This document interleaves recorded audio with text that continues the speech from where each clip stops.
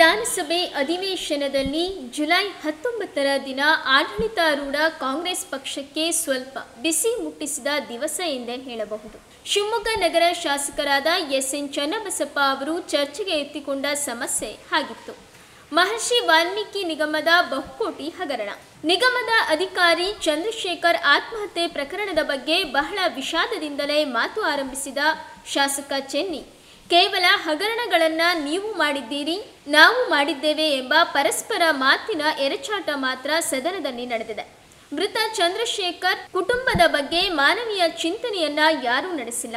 ಮುಖ್ಯಮಂತ್ರಿಗಳು ಕನಿಷ್ಠ 25 ಲಕ್ಷ ರೂಪಾಯಿಗಳನ್ನು ತಕ್ಷಣ ಪರಿಹಾರ ನೀಡಿ ಮೃತ ಅಧಿಕಾರಿಯ ಕುಟುಂಬಕ್ಕೆ ನೆರವಾಗಬೇಕು ಎಂದು ಆಗ್ರಹಿಸಿದರು. ಇಡೀ ಸಭೆಯೇ ಅವರ ವಾಸ್ತವ ಕಟು ಮಾತಿಗೆ ತಂಡ ಹೊಡೆಯಿತೆನ್ನಬಹುದು. ಅಧಿವೇಶನ ಮುಗಿಯುತ್ತಿದ್ದಂತೆ ಮುಖ್ಯಮಂತ್ರಿ ಸಿದ್ದರಾಮಯ್ಯನವರು ವಿಧಾನಸೌಧದಲ್ಲಿ ಪತ್ರಿಕಾಗೋಷ್ಠಿ ನಡೆಸಿದರು. ತಕ್ಷಣ ಮೃತ ಚಂದ್ರಶೇಖರ್ ಕುಟುಂಬಕ್ಕೆ 25 ಲಕ್ಷ ರೂಪಾಯಿ ಪರಿಹಾರಧನ ಘೋಷಿಸಿದರು. ಮಾನ್ಯ ಅಧ್ಯಕ್ಷರೇ, ನಾನು ಮೊದಲನೇ ಬಾರಿ ಗೆದ್ದು ಬಂದಿದ್ದೇನೆ. ಮೊದಲನೇ ಬಾರಿ ಗೆದ್ದು ಬಂದಂಥ ಸಂದರ್ಭದಲ್ಲಿ ಅನೇಕ ಹಿರಿಯರ ಮಾತುಗಳನ್ನು ನಾನು ಇಲ್ಲಿ ಆಲಿಸಿದ್ದೇನೆ. ಅನೇಕ ವಿಚಾರಗಳ ಬಗ್ಗೆ ಇಲ್ಲಿ ಚರ್ಚೆ ನಡೆದಿದೆ. ಅನೇಕ ವಿಚಾರಗಳ ಚರ್ಚೆ ನಡೆದಂಥ ಸಂದರ್ಭಕ್ಕೂ 3 ದಿನದಿಂದ ನಡೀತಾ ಇರುವಂಥ ಚರ್ಚೆಗಳ ವಿಚಾರಗಳಿಗೂ ಬಹಳ ಯೋಚನೆ ಮಾಡುವಂಥ ಪರಿಸ್ಥಿತಿ ನನ್ನ ಮನಸ್ಸಲ್ಲಿ ತೊಳಲಾಟವನ್ನು ನಾನು ಅನುಭವಿಸ್ತಾ ಇದ್ದೇನೆ. ನ್ಯಾಯ ಸಿಗತ್ತೆ ಅಂತೇಳಿ ಯೋಚನೆ ಮಾಡಿರುವಂಥ ಜಾಗ ಇದು. ನ್ಯಾಯಕ್ಕೋಸ್ಕರ ಬಡದಾಡಬೇಕಾದಂಥ ಪರಿಸ್ಥಿತಿ ಬಂದೊದಗಿದೆಯಲ್ಲ ಅನ್ನೋಂಥ ನೋವು ನನ್ನ ಮನಸ್ಸನ್ನು ಕಾಡ್ತಾ ಇದೆ.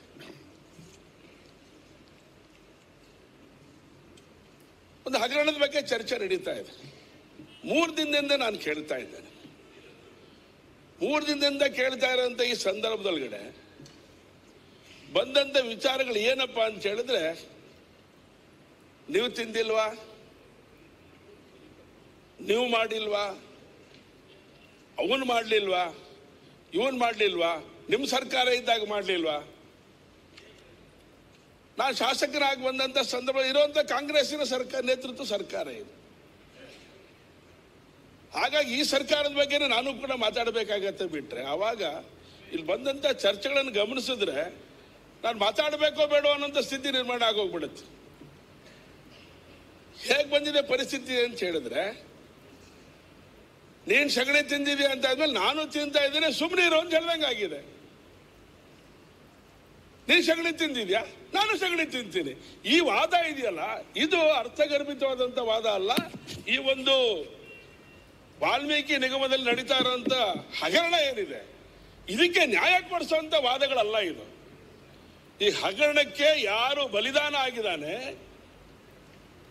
ಅವನ ಬಗ್ಗೆ ಯಾರು ಒಂದೇ ಒಂದು ತುಟಿಯನ್ನು 2 ಮಾಡಲಿಲ್ಲ. ತನಿಖೆಯಲ್ಲಿದೆ. ನೋವಿನಿಂದ ಏನ್ ತನಿಖೆ ಮಾತಾಡಬಾರ್ದಲ್ಲ, ಮಾತಾಡ್ತಾರೆ. ತನಿಖೆಯಲ್ಲಿದೆ.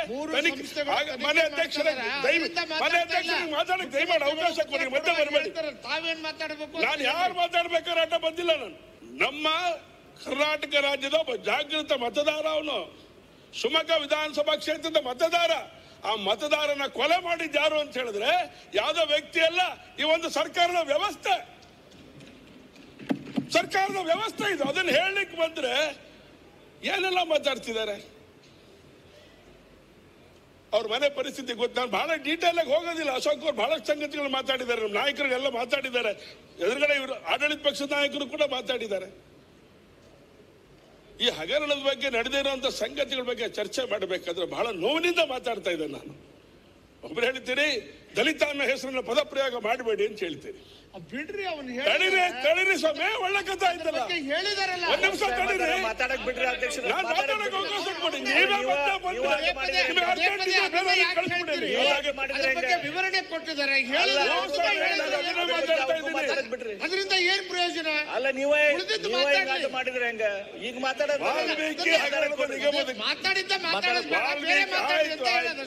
ವಾಲ್ಮೀಕಿ ನಿಗಮದಲ್ಲಿ ಹಗರಣ ಆಗಿದೆ ಅಂತ ಹೇಳಿ ಜಗಜ್ಜಾಹೀರಾಗಿದೆ. ಈ ಸರ್ಕಾರ ಎಂತದ್ದು ಅಂತೇಳಿ ನಾನು ನೋವಿನಿಂದ ಹೇಳುವಂತ ಪರಿಸ್ಥಿತಿ ನಿರ್ಮಾಣ ಆಗಿದೆ ಇವತ್ತು. ಈ ಹಿಂದೆ ರೌಡಿಗಳಿಗೆ ಇನ್ಯಾರಿಗೂ ಕೊಲೆ ಮಾಡಬೇಕು ಅಂತ ಹೇಳಿದ್ರೆ ರೌಡಿಗಳನ್ನು ಉಪಯೋಗ ಮಾಡ್ಕೊಂಡು ಕೊಡ್ತಾ ಇದ್ರು, ಅವರಿಗೆ ವಿಳೆ ಕೊಡ್ತಾ ಇದ್ರು, ಸುಪಾರಿ ಕೊಡ್ತಾ ಇದ್ರು. ಇವತ್ತು ಸರ್ಕಾರನೇ ಸುಪಾರಿ ಕೊಡುವಂತ ಸ್ಥಿತಿ ನಿರ್ಮಾಣ ಆಗಿದೆ ಅಂತ ಹೇಳಿದ್ರೆ ಇದು ನ್ಯಾಯನ ಅನ್ಯಾಯನ ಕೇಳಿದ್ರೆ, ಸರ್ಕಾರಿ ಪ್ರಾಯೋಜಿತ ಕೊಲೆ ಅಂತ ಹೇಳಿದ್ರೆ ನ್ಯಾಯನ ಅನ್ಯಾಯನ ನೀವೇ ಹೇಳಿ ನೋಡಿ ಅಧ್ಯಕ್ಷರೇ. ಇಲ್ಲಿ ಬೇರೆ ಯಾರು ಅಲ್ಲ ಕೊಲೆ ಮಾಡಿರೋದು. ಅದಕ್ಕೆ ಹೇಳ್ತಾ ಇದ್ದೀನಿ ನರೇಂದ್ರ ಸ್ವಾಮಿ ಅವರೇ, ಅಧ್ಯಕ್ಷರೇ ಒಂದ್ ಸ್ವಲ್ಪ ಈ ಶಿವಮೊಗ್ಗದಲ್ಲಿ ನಡೆದಿರುವಂತ ಕೊಲೆ ನಿಮಿಷ ನೀವು ಆತ್ಮಹತ್ಯೆ ಮಾಡ್ಕೊಂಡಿರಬಹುದು. ಆತ್ಮಹತ್ಯೆ ಮಾಡ್ಕೊಳ್ಳಿಕ್ಕೆ ಪ್ರೇರಣೆ ಕೊಟ್ಟಿರೋದು ಈ ದಲಿತ ವಿರೋಧಿ ಸರ್ಕಾರ. ಒಂದೇ ನಿಮಿಷ ತಡ್ರಿ, ಹೇಳ್ರಿ. ಸನ್ಮಾನ್ಯ ಪಾಟೀಲ್ ಅವರು ಹೇಳಿದ್ದನ್ನ ಮಾತನ್ನ ಕೇಳಿಸ್ಕೊಂಡಿದ್ದೇನೆ. ಯಾರು ಮಂತ್ರಿ ನಾಗೇಂದ್ರ ಇದ್ದಾರೆ, ಸರ್ಕಾರದ ಒಂದು ಅವಿಭಾಜ್ಯ ಅಂಗ ಹೌದೋ ಅಲ್ವೋ, ಅವ್ರು ಹೇಳಿರುವಂತ ಸಂಗತಿ ಕಾರಣಕ್ಕೋಸ್ಕರ ತಾನೇ ನಡೆದಿರುವಂತ ಒಂದು ಆತ್ಮಹತ್ಯೆ ಹಗರಣ. ಅದಕ್ಕೋಸ್ಕರ ಹೇಳಿದೆ ಸರ್ಕಾರ ಸುಪಾರಿ ಕೊಟ್ಟಿದೆ ಅಂತ ನೇರವಾಗಿ ಹೇಳ್ತಾ ಇದ್ದಾರೆ.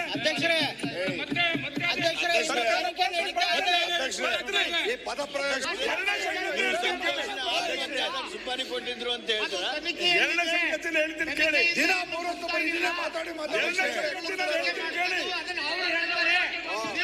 ಎರಡನೇ ಸಂಗತಿ ಅಂತ ಹೇಳಿದ್ರೆ ನೀವು ಹೇಳಿದ್ದು ಸರಿ. ದಲಿತ ವಿರೋಧಿ ಸರ್ಕಾರ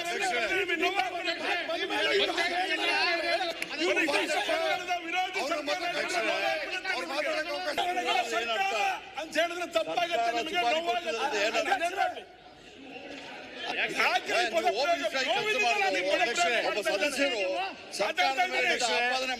ನೋವಿನಿಂದ ಪ್ರೊಡ್ಯೂಸ್ ಮಾಡಲಿ ಸರ್ಕಾರ ಅತ್ಯಂತ ಬಡ ಕುಟುಂಬದಲ್ಲಿರುವಂತ ಒಂದು ಕುಟುಂಬದ ಬಗ್ಗೆ ಯಾರಾದ್ರೂ ಚರ್ಚೆ ಮಾಡ್ತಾರೆ ಅಂತ ನೋಡಿದ್ರೆ ಒಬ್ರು ಚರ್ಚೆ ಮಾಡಲಿಲ್ಲ, ಅದ್ರ ಬಗ್ಗೆ ಒಬ್ರು ಚರ್ಚೆ ಮಾಡಲಿಲ್ಲ, ಮಾತಾಡಿದ್ದಾರೆ. ಅದಕ್ಕೆ ನಾನು ಹೇಳ್ತಾ ಇದ್ದೇನೆ, ಆ ಕುಟುಂಬ ವರ್ಗಕ್ಕೆ ನ್ಯಾಯ ಸಿಗಬೇಕು ಅಂತ ಆದ್ರೆ ತಾವು ಈಗ ಮುಗಿಸ್ಬಿಡ್ರಿ, ಕುತ್ಕೊಂಡು ಮುಗಿಸ್ತೀನಿ. ಮುಗಿಸಿದಿರಿ, ನೀವ್ ಹೇಳಿದ ತಕ್ಷಣ ಶುರು ಮಾಡಬೇಕು, ನೀವ್ ಹೇಳಿದ ತಕ್ಷಣ ಮುಗಿಸ್ಬಿಡ್ಬೇಕು. 69 ಕೆಳಗಡೆ. ಮಾನ್ಯ ಅಧ್ಯಕ್ಷರೇ, ಚಂದ್ರಶೇಖರ್ ಅಂತ ಅಮಾಯಕ ಇವತ್ತು ಆತ್ಮಹತ್ಯೆ ಮಾಡ್ಕೊಂಡಿದ್ದಾನೆ. ಆ ಕುಟುಂಬ ಇರೋಂತ ನೋವನ್ನ ಅದಕ್ಕೆ ಸಾಂತ್ವನ ಹೇಳುವಂತ ಕೆಲಸ ಇಲ್ಲಿ ಕೂತಿರೋರು ಮಾಡಬೇಕಲ್ಲ. 3 ದಿವಸದಿಂದ ನೋಡ್ತಾ ಇದ್ದಾನೆ. ನೀವು ಮಾಡಿದ್ದೀರಿ, ನೀವು ಮಾಡ್ಲಿಲ್ವಾ, ನಾನ್ ಮಾಡ್ಲಿಲ್ವಾ, ಈ ತರದ ಪ್ರಶ್ನೆಗಳನ್ನ ಪರಸ್ಪರ ಹಾಕೊಂಡು ಹೋದ್ರೆ ಈ ವಾಲ್ಮೀಕಿ ಹಗರಣಕ್ಕೆ ನ್ಯಾಯ ಸಿಗತ್ತಾ? ಅಲ್ಲ, ಅವ್ರ ಕುಟುಂಬ ಹೋಮ್ ಮಿನಿಸ್ಟರ್ ಹೋಗಿ ಬಂದಿದಾರಲ್ಲ, ಅವ್ರ ಏನು ಉಪಯೋಗ ಹೇಳಿ? ಅಲ್ಲ, ಸರಿ ಇದೆ ನೀವು ಹೇಳ್ತಾ ಇರೋದು. ನಮ್ಮ ಹೋಮ್ ಮಿನಿಸ್ಟರ್ ಬಂದಿದ್ರು ಶಿವಮೊಗ್ಗ ನಗರಕ್ಕೆ, ನಮ್ಮ ಹೋಮ್ ಮಿನಿಸ್ಟರ್ ಶಿವಮೊಗ್ಗ ನಗರಕ್ಕೆ ಬಂದಿದ್ರು. ಬಂದವರಿಗೆ ಸಾಂತ್ವನದ ನುಡಿಗಳನ್ನು ಹೇಳಿದ್ರು. ಇವತ್ತು ಆ ಕುಟುಂಬಕ್ಕೆ ನ್ಯಾಯ ಕೊಡುವಂತ ಕೆಲಸ ನಡೀತಾ ಈ ಸರ್ಕಾರದಿಂದ.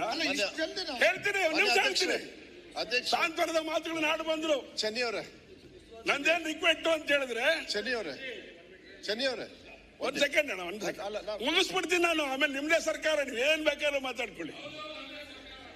ಏನ್ ಡೌಟ್ ಇದೆಯಾ? ಪ್ಲೀಸ್ ಡೌಟ್ ಇದೆಯಾ ಅಣ್ಣ? ನಿಮ್ದೇ ಸರ್ಕಾರ. ಅದಕ್ಕೆ ಹೇಳ್ತಾ ಇದ್ದೇನೆ, ಆ ಕುಟುಂಬಕ್ಕೆ ಇನ್ನು ನ್ಯಾಯ ಸಿಗ್ತಾ ಇಲ್ಲ ರೀ ಅಧ್ಯಕ್ಷರೇ. ಆ ಹೆಣ್ಮಗಳು ಕಣ್ಣಿನ ಕೈ ತೊಳಿತಾ ಇದಾರೆ, ಅವ್ರ ಮನೇಲಿ ವಾಸ ಮಾಡ್ತಾ ಇಲ್ಲ. ಅವರು ಯಾವ ಚಂದ್ರಶೇಖರ್ ಆತ್ಮಹತ್ಯೆ ಮಾಡ್ಕೊಂಡ್ರು ಆ ಮನೆಯೊಳಗಡೆ ಆ ಕುಟುಂಬ ವಾಸ ಮಾಡ್ತಾ ಇಲ್ಲ. ಇದಕ್ಕೆ ಯಾರು ಕಾರಣ?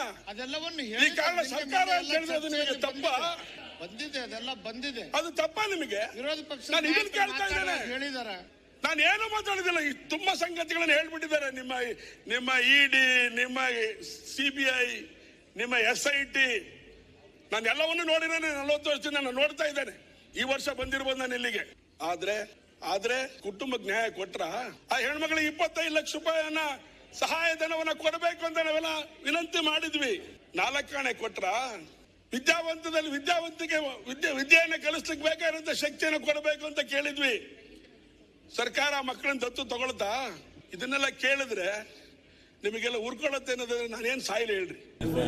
ಘೋಷಣೆ ಏನು ಅಂತ ಈ ಆತ್ಮಹತ್ಯೆ ಮಾಡ್ಕೊಂಡಿದ್ದಾಳಲ್ಲ ಚಂದ್ರಶೇಖರ್ P, ಆತ್ಮಹತ್ಯೆ ಮಾಡ್ಕೊಂಡವರಲ್ಲ, ಅವರ ಹೆಂಡತಿ ಕವಿತಾ, ಅವ್ರ ಮಕ್ಕಳಿಗೇನು ಎಜುಕೇಶನ್ ತೊಂದರೆ ಆಯ್ತದೆ ಅಂತ ಎಲ್ಲ ಹೇಳ್ತಾ ಇದ್ದಾರೆ. ಮಕ್ಕಳಿಗೆ ಬಹಳ ಕಷ್ಟ ಆಗ್ತದೆ. ಅವಳು ಎಂಥದ್ದು ಆಪರೇಟರ್ ಆಗಿದ್ದಾಳೆ, ಡಾಟಾ ಆಪರೇಟರ್ ಆಗಿದ್ದಾಳೆ. ಅದಕ್ಕೋಸ್ಕರ ಸರ್ಕಾರ 25 ಲಕ್ಷ ರೂಪಾಯಿ ಪರಿಹಾರ ಘೋಷಣೆ ಮಾಡ್ತೀವಿ.